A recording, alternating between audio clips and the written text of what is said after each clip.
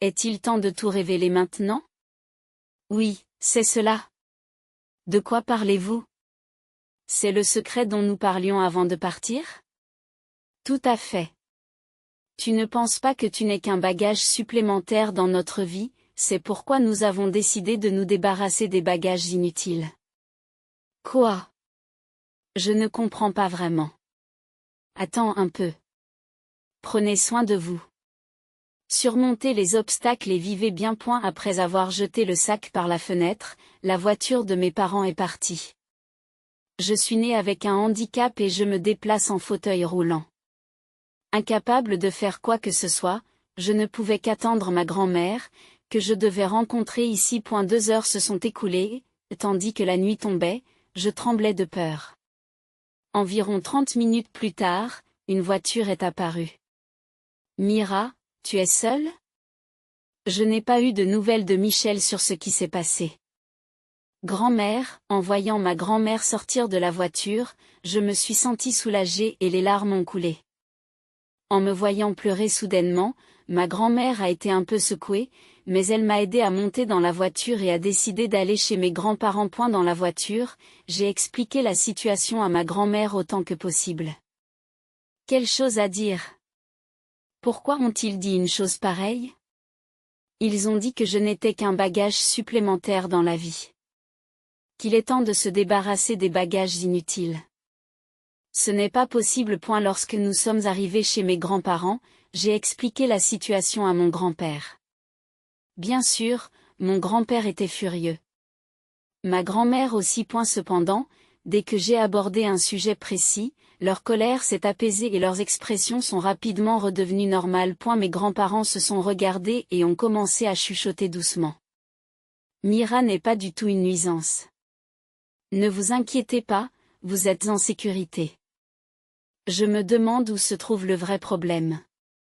Voulez-vous nous aider à leur révéler la vérité?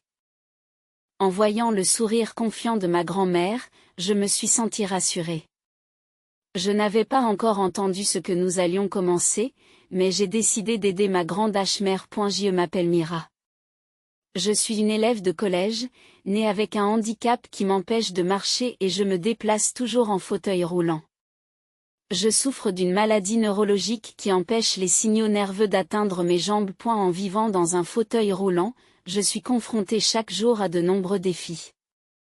Une simple marche de 4 pouces que mes amis enjambent facilement est un obstacle majeur pour moi. C'est pourquoi j'ai tendance à éviter de sortir. Ce n'est pas parce que j'ai des expériences désagréables à l'extérieur, mais simplement parce que ma maison est trop confortable. Comment cela se passe-t-il? C'est plus facile à manipuler que les portes précédentes, n'est-ce pas? Oui, merci. Aujourd'hui, presque toutes les portes de la maison sont des portes coulissantes. Ouvrir et fermer les portes peut s'avérer difficile lorsqu'on se déplace en fauteuil roulant. D'ailleurs, les mains courantes de la salle de bain sont également assez vieilles. Nous devrons peut-être les remplacer bientôt. Satisfaite de la nouvelle porte, je me suis amusée à la faire coulisser d'avant en arrière. À côté de moi, mon père rangeait des outils éparpillés sur le sol. Il est constructeur et a rendu notre maison plus accessible. Il a installé des portes coulissantes, des sols plats et des interrupteurs électriques faciles à actionner depuis un fauteuil roulant. En conséquence, la maison est devenue si confortable que j'hésite à sortir. Et si quelque chose te préoccupe, n'hésite pas à me le dire. Mon père m'encourage toujours, mais il a son propre travail et il est difficile de lui en demander trop. C'est pourquoi je ne lui ai jamais demandé expressément de faire quelque chose pour moi. Comme je ne dis rien. Mon père entreprend souvent seul des travaux d'amélioration de la maison. Et chaque fois qu'il termine, il me dit de parler s'il y a un inconvénient, ce qui me fait sentir sa gentillesse à chaque fois. Cependant, même s'il me réprimande souvent, je ne demande jamais à mon père de faire des travaux. C'est en partie parce que je ne veux pas le déranger, et aussi parce que ma mère me dit que les difficultés financières sont dues au fait que tu as besoin d'un fauteuil roulant et que je ne peux pas travailler. N'insistez donc pas pour obtenir ce que vous voulez. Ma mère répète souvent que nous sommes pauvres. J'en ai pris conscience pour la première fois lorsque j'étais en première année d'école primaire, frappée par la fermeté avec laquelle ma mère s'exprimait. Bien que mon père travaille sur des projets de construction, je comprends aussi que les portes ne sont pas gratuites. Les rénovations qu'il effectue à la maison ne lui rapportent rien. J'ai pris conscience de cette réalité dès les premières années de l'école primaire et j'ai commencé à m'abstenir de demander des travaux à mon père. Malgré cela, les rénovations que mon père a poussées ont fait de notre maison un espace très confortable pour moi. Le fait que ma mère me parle franchement de notre état de pauvreté fait peut-être aussi partie de sa façon de s'assurer que je grandirai sans dépendre des autres. Je croyais que mes parents m'aimaient. Mais je me suis rendu compte que cette croyance était due au fait que j'étais encore jeune et que je ne comprenais rien. À partir des grandes classes de l'école primaire, j'ai commencé à comprendre, petit à petit, les intentions de mes parents. Je pensais que j'étais aimée, mais il semble que ce ne soit pas vraiment le cas. Je vais charger ce bagage ici, alors s'il vous plaît, occupez-vous-en. Après avoir fait des achats au centre commercial, ma mère les a mis dans le coffre pendant que mon père m'aidait à monter dans la voiture. Pour mes parents, je n'étais qu'un bagage comme un autre, au même titre que les courses ou les nécessités quotidiennes. Assise dans la voiture, je n'aimais pas regarder mes jambes et je tournais mon regard vers l'extérieur. Je ne voulais pas être traitée comme un bagage, mais je ne pouvais pas discuter parce que je causais toujours des problèmes. À la maison, mes parents me traitent comme une nuisance. Pourquoi es-tu dans le couloir? Tu es dans le passage, c'est trop étroit ici. J'essayais juste d'aller aux toilettes. Mauvais timing. Je te dis toujours de vérifier où nous sommes et d'agir pour ne pas nous déranger. Je suis désolée. Chaque fois que vous bougez, vous nous gênez. Je te dis toujours de rester tranquillement dans le coin du salon. Tu es un bagage tellement encombrant qu'un carton immobile serait plus facile à manipuler. Malgré mon envie d'aller aux toilettes, je me suis retrouvée coincée dans le salon par ma mère. Obligée d'attendre d'aller aux toilettes pour éviter d'être à nouveau traitée de bagage encombrant, j'ai décidé de me distraire en me concentrant sur une émission de télévision qui ne m'intéressait même pas. Tout comprendre n'est pas toujours une bonne chose. Lorsque j'ai atteint les classes supérieures de l'école primaire, j'ai commencé à voir les vrais sentiments de mes parents. À cet âge, leurs paroles froides étaient trop difficiles à supporter. Chaque fois que mes parents me traitaient comme un bagage, cela me faisait mal. Mais en tant qu'écolier, je ne pouvais pas vivre sans l'aide de mes parents. Petit à petit, j'ai commencé à évaluer l'humeur de mes parents et j'ai essayé de les gêner le moins possible. Tu ne vas nulle part aujourd'hui? Oui, je vais regarder la télévision à la maison. C'est un soulagement. J'ai regardé mes parents partir faire des courses depuis l'embrasure de la porte. Ils reviennent généralement à l'heure où le feuilleton du soir se termine. Et ne voulant pas être considéré comme une gêne, j'ai commencé à éviter de sortir avec mes parents et je suis restée plus souvent à la maison. Lorsque je décidais de ne pas les accompagner, mes parents affichaient un sourire radieux. En voyant leur sourire, je me sentais utile et je souriais à mon tour. Avec le recul, je me rends compte que mon état d'esprit à l'époque était assez déformé. Pour moi, la priorité absolue était de ne pas déranger. Et je croyais à tort que les sourires de mes parents étaient le résultat de mes efforts. J'étais satisfaite de mes efforts. Mais en 6e année, un petit incident s'est produit qui a semblé tout défaire. Tu utilises aussi un fauteuil roulant à la maison, Mira? Oui, je l'utilise. Mais tu sais, mon père a fait en sorte que la maison soit confortable pour un fauteuil roulant, alors je n'ai pas besoin de l'aide de tout le monde comme à l'école. Je n'ai aucun problème à rester seule à la maison. Au fil des années, j'ai changé de classe à l'école primaire. Certains enfants ne s'intéressaient pas à mon fauteuil roulant, mais pendant les pauses, de plus en plus de gens ont commencé à se rassembler autour de moi. C'est devenu une nouvelle routine après le changement de classe, et je m'y étais déjà habituée. À ce moment-là, il semble que j'ai dit quelque chose de déplacé à un ami.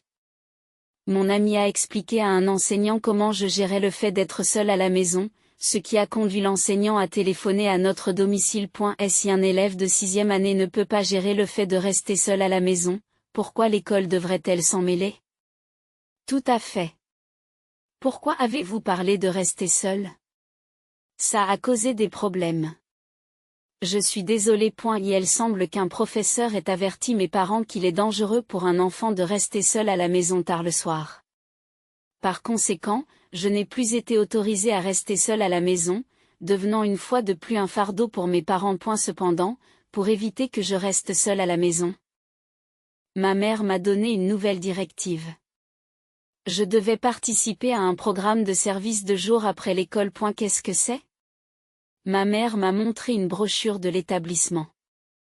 On y voyait des photos d'enfants de mon âge en train d'étudier ou de bricoler. Le service de jour après l'école semble être un établissement qui fournit des compétences essentielles pour la vie et des opportunités d'interaction sociale. En d'autres termes, il s'agit d'une version d'un programme de garde d'enfants ou d'un service de jour pour les personnes âgées, mais adapté aux personnes handicapées. Honnêtement, c'est cher et c'est un fardeau de vous y envoyer. Mais tant que tu utiliseras un fauteuil roulant, ton père et moi ne pourrons pas te soutenir indéfiniment. C'est pourquoi je veux que tu te fasses des amis là-bas, que tu t'impliques dans la vie des autres et que tu reçoives une formation qui te permettra de vivre de manière autonome dans la société.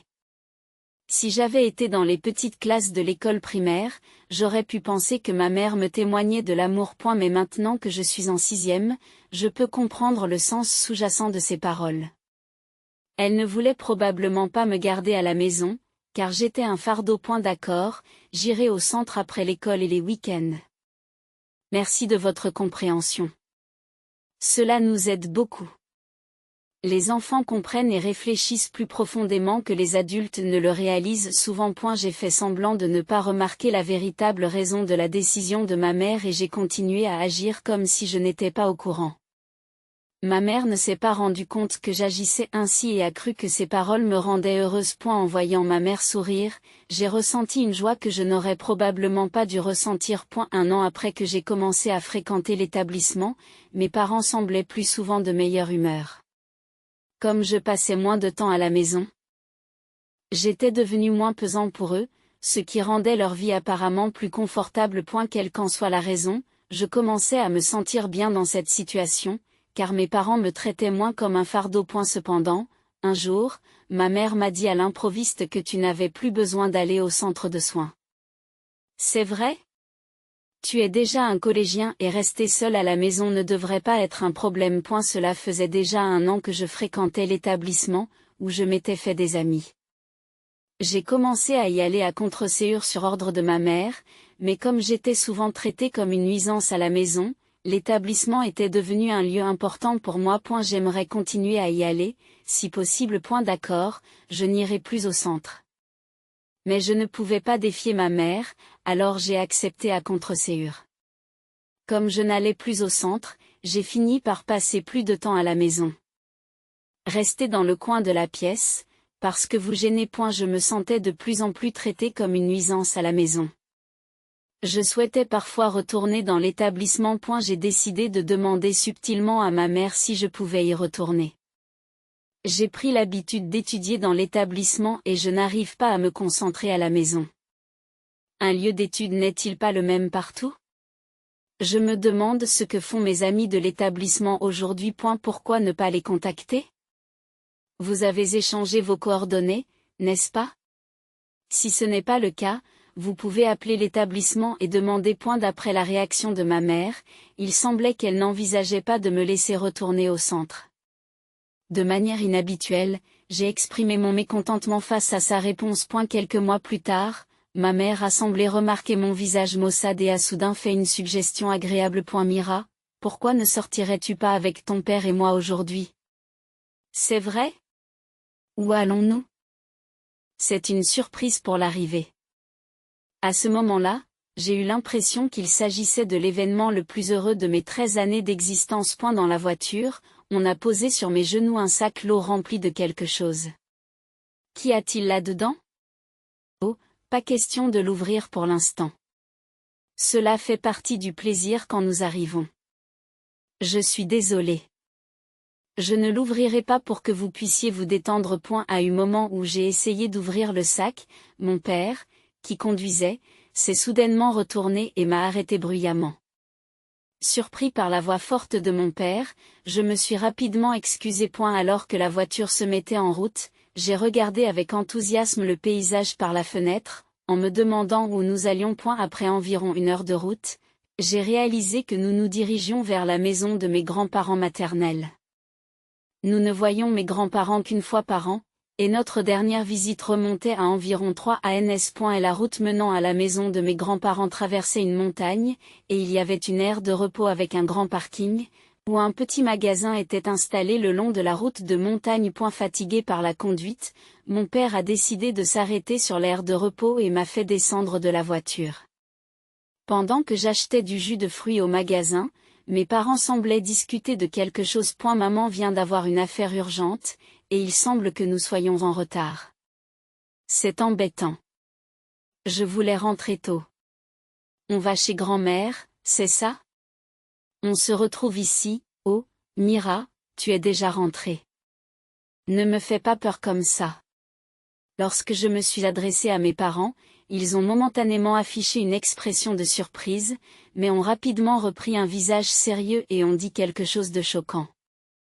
Est-il temps de tout révéler maintenant? Oui, c'est bien cela. De quoi parlez-vous? C'est le secret dont vous parliez avant notre départ? Tout à fait.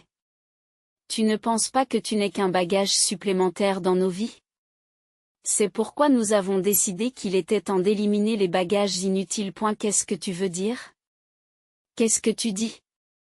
Attendez un peu. Alors que j'essayais encore de comprendre la situation, mes parents sont retournés à la voiture et sont partis, me laissant derrière eux. Incroyablement, j'ai couru après la voiture qui s'éloignait, mais en vain. Cependant, mes cris de panique ont semblé les atteindre car la voiture s'est arrêtée un peu plus loin. Soulagée, j'ai ralenti mon approche, mais alors que je me rapprochais, ma mère s'est penchée par la fenêtre et m'a lancé un dernier adieu. Prends soin de toi. Surmontez vos défis et vivez bien, a-t-elle dit en jetant le sac par la fenêtre et la voiture est partie. Laissée seule dans les montagnes, j'étais trop choquée pour bouger pendant un certain temps. Au bout d'un certain temps, réalisant que rester immobile ne servirait à rien, je me suis dirigée vers le sac que ma mère avait jeté. Je l'ai ramassé et j'ai regardé à l'intérieur, je l'ai trouvé rempli de vêtements avec une enveloppe posée sur le dessus. L'enveloppe contenait probablement une lettre, mais à ce moment-là, je n'avais pas la force de lire un message de mes parents. En regardant l'horloge de l'aire de repos, j'ai réalisé que c'était déjà le soir et que le crépuscule était sur le point de s'installer. Je voulais appeler à l'aide, mais mon smartphone était resté dans la voiture. Finalement, j'ai décidé d'attendre devant le distributeur automatique, en espérant que ma grand-mère viendrait. 2 heures ont passé.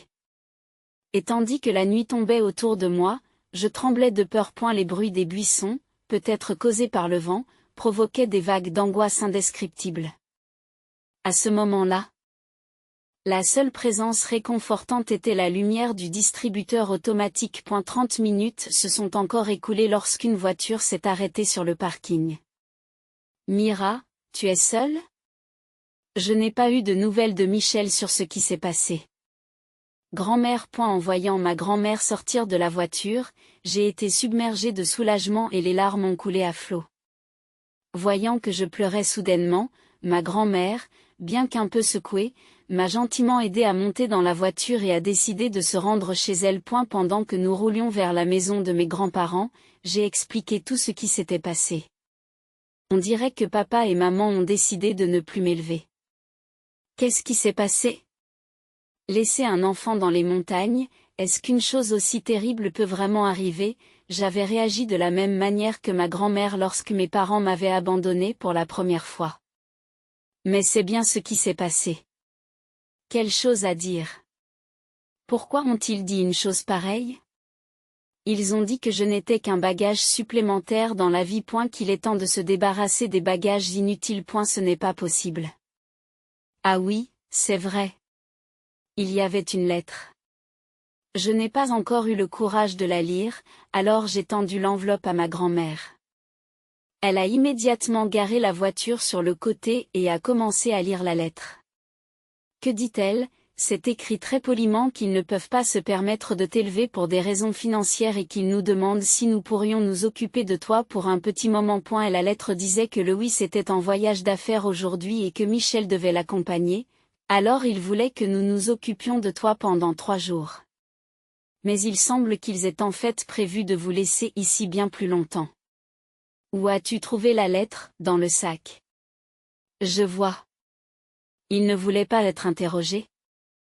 Alors ils espéraient que vous trouveriez la lettre en arrivant chez nous.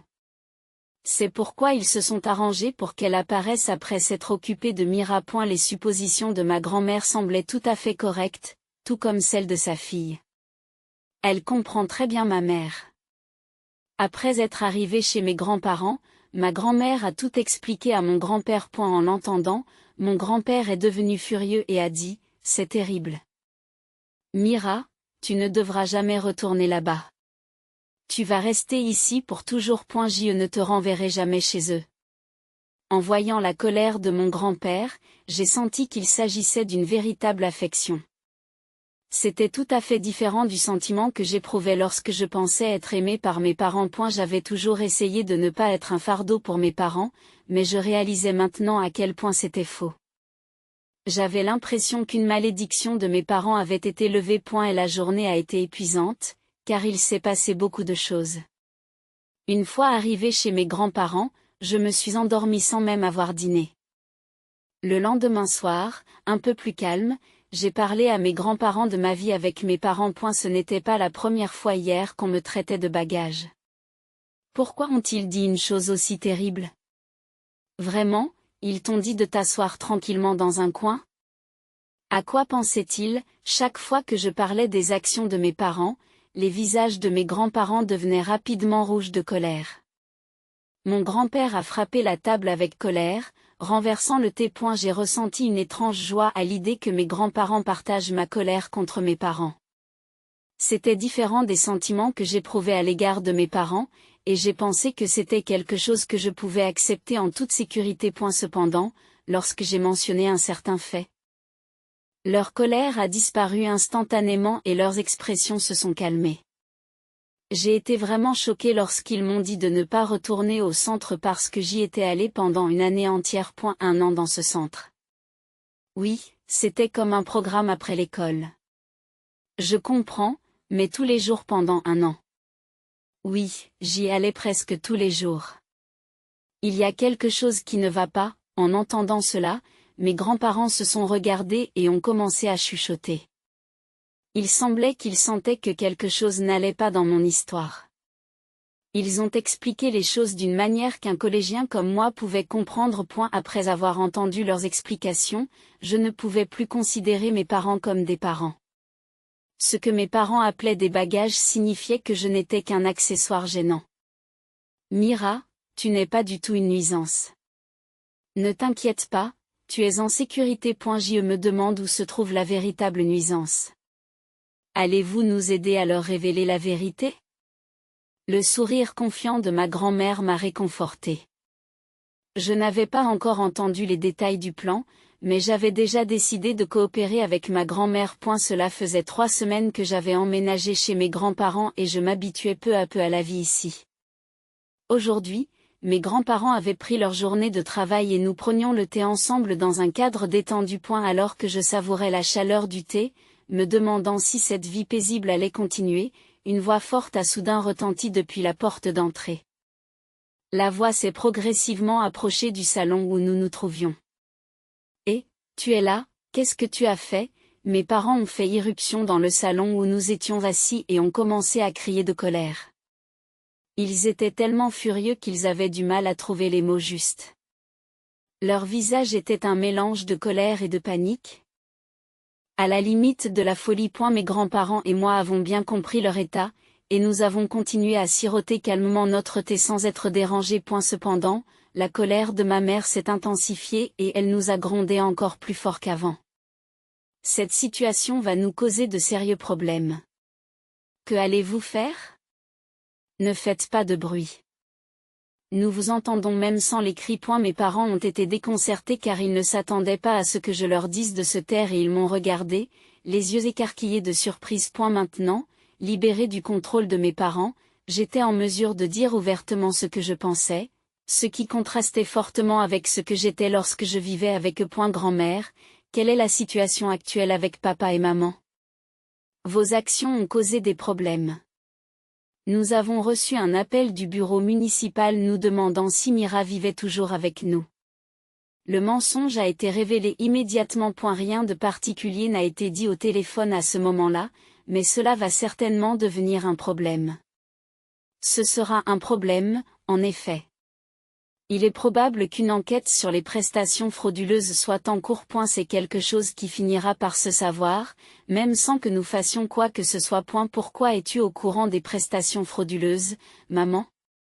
Bien que je comprenne que les prestations frauduleuses constituent un problème, la gravité de la question n'était pas tout à fait claire pour un collégien comme moi. Mes parents transpiraient, des perles de sueur perlant sur leur front, bien qu'il ne fasse pas particulièrement chaud.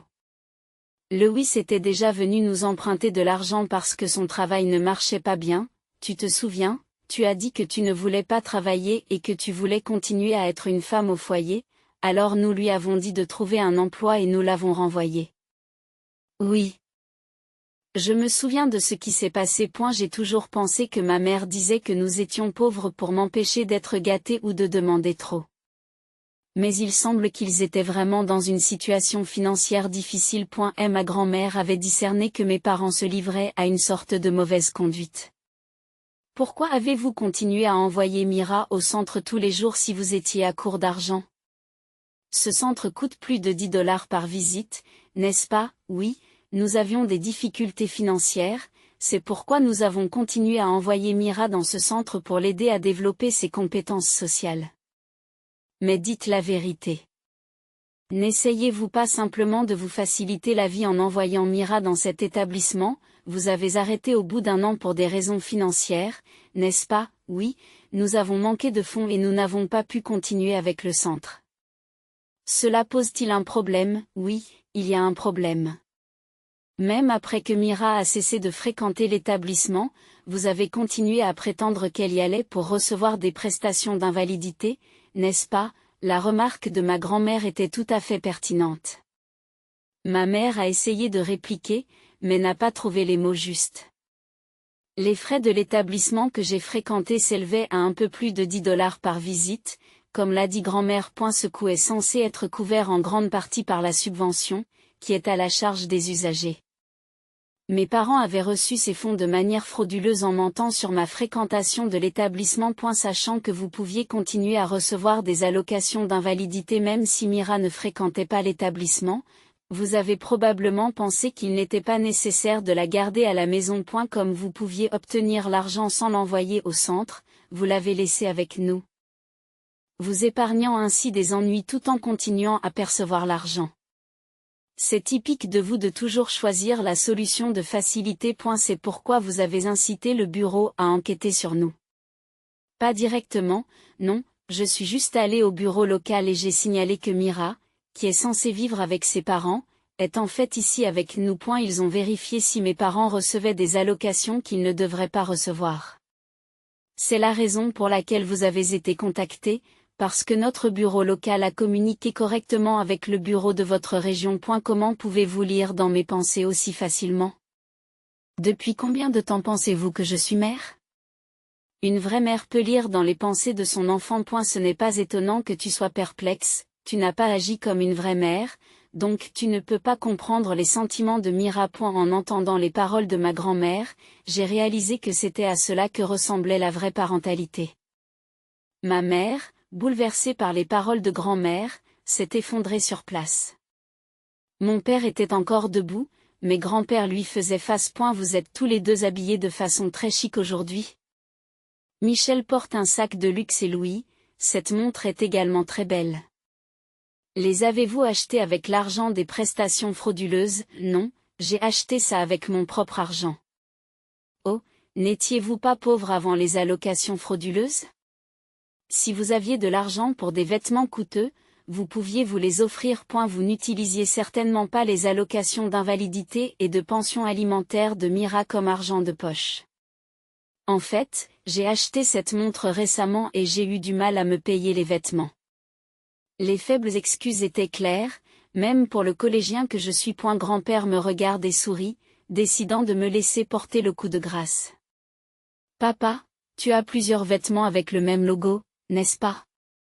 Et pas seulement des vêtements, Tu as aussi beaucoup de baskets très chères. Et maman, ton armoire est pleine de vêtements, n'est-ce pas? Incapable de répondre, papa a fini par s'effondrer, tout comme maman. J'avais cru que maman avait dit que nous étions pauvres dans le cadre de mon éducation, mais en réalité, il s'offrait du luxe, contrairement à ce qu'il disait. Mes parents avaient souvent fait des folies pour des choses qu'ils voulaient. Je me souviens d'avoir piqué une colère, enfant, parce que je n'avais pas pu obtenir un jouet que je voulais.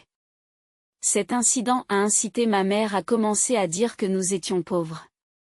Je n'ai donc jamais douté qu'il s'agissait d'une forme d'éducation destinée à freiner mon égoïsme et ma dépendance. Cependant, en réalité, mes parents ne faisaient qu'utiliser pour eux-mêmes les avantages qu'ils recevaient grâce à mon existence. D'une certaine manière, c'est ma présence qui assurait la subsistance de notre foyer. Le véritable fardeau, c'était mes parents eux-mêmes. Tout était de notre faute. Mira, je suis vraiment désolée. À partir de maintenant, j'agirai vraiment comme une mère, alors rentrons ensemble à la maison. Ma mère s'est excusée auprès de moi, les larmes aux yeux, semblant avoir changé d'avis. Si c'était l'ancienne moi, j'aurais pu être trompée et croire ces paroles. Vous pensez donc que si nous allons ensemble au bureau et que nous témoignons que nous vivons ensemble sans problème, l'enquête pourrait être arrêtée et nous pourrions être sauvés par ce dernier espoir. Comment peux-tu avoir des connaissances aussi solides que celles d'un collégien? Je pensais que tu obéirais comme d'habitude. En fait, je n'avais pas beaucoup réfléchi de mon côté. C'est grâce à l'avertissement de grand-mère. Sache que tes parents pourraient essayer de te reprendre sous un prétexte quelconque. Surtout s'ils te demandent de les accompagner au bureau. Il y a peut-être un plan derrière tout ça. J'ai déjà dit tout ce qu'il fallait au bureau, alors je ne vois plus aucune raison de t'accompagner. Même si on me le demande, je m'en tiendrai au fait et ne changerai pas mon histoire. Aidez-nous. Si vous nous accompagnez, il y a peut-être un moyen de nous sauver. Tu vas vraiment abandonner tes parents? Vous êtes sans cœur. Ça suffit. Vous demandez à Mira de vous aider avec vos revendications frauduleuses. Après avoir laissé Mira dans les montagnes, vous ne cherchez de l'aide que lorsque vous êtes en difficulté. N'est-ce pas trop audacieux? Mes grands-parents étaient furieux contre mes parents et ont essayé de les chasser de la maison. Mais mes parents étaient jeunes et ne se laissaient pas faire par mes grands-parents âgés. En fauteuil roulant, je ne pouvais pas aider physiquement mes grands-parents, alors je les ai soutenus d'un regard froid. Remarquant mon regard, mes parents se sont soudain calmés et ont quitté la maison de mes grands-parents. Après le départ de mes parents, mes grands-parents et moi avons dégusté une tasse de thé fraîchement préparée et avons repris notre week-end paisible. Finalement, mes parents ont été arrêtés pour avoir perçu frauduleusement des allocations. Une enquête plus approfondie a également révélé qu'ils avaient abusé des subventions. Mon père avait rénové notre maison afin de la rendre plus accessible pour moi, et la plupart de ces coûts étaient censés être couverts par des subventions, jusqu'à 2/3. On a découvert qu'il avait gonflé les coûts réels des projets de construction par l'intermédiaire de son entreprise de construction et qu'il avait utilisé les subventions supplémentaires pour ses dépenses personnelles. J'avais cru que mon père s'appliquait à améliorer notre maison. Mais il s'est avéré qu'il ne faisait que gagner de l'argent supplémentaire. Le montant total de l'argent obtenu frauduleusement s'élève à environ $50 000. Et la perception frauduleuse de prestations est considérée comme une fraude, et on m'a dit que le fait de ne pas rembourser cet argent pouvait donner lieu à des poursuites pénales. Bien que j'ai du mal à comprendre l'ampleur de cette somme, elle représente un montant important pour mes parents qui ont des difficultés financières. Ils ont réussi à réunir l'argent et à le rembourser, mais il s'agissait d'un emprunt? Et ils doivent donc encore une somme importante. Bien que l'argent ait été remboursé, le crime demeure. Ils ont évité la prison mais ont été mis à l'épreuve, ce qui signifie qu'il y a toujours un risque d'incarcération à l'avenir. Je pensais que seules les personnes en prison étaient appelées des criminels, mais depuis qu'ils ont reçu un verdict de culpabilité, ma grand-mère m'a expliqué que mes parents sont officiellement reconnus comme des criminels. Désormais reconnus comme criminels, ils ne peuvent plus espérer de crédibilité sociale, ce qui a conduit mon père à devoir cesser l'exploitation de son entreprise de construction. Depuis lors, mes parents ont cherché du travail, Mais les stigmates de la criminalité pèsent lourd et ils n'ont pas réussi à trouver un emploi stable. Ils parviennent actuellement à joindre les deux bouts grâce à un travail journalier tout en s'efforçant de rembourser leurs dettes. Je suis officiellement devenue une famille avec mes grands-parents et j'ai commencé à vivre avec eux. Il semble que l'on ait veillé à ce que les allocations et les bourses que je reçois ne finissent pas entre les mains de mes parents. Bien que je ne comprenne pas les détails financiers, je suis vraiment reconnaissante de pouvoir vivre avec mes grands-parents, qui sont chaleureux et attentionnés. J'ai également commencé à m'adapter à ma nouvelle école et j'ai désormais l'intention de suivre ma propre voie sans me soucier de mes parents.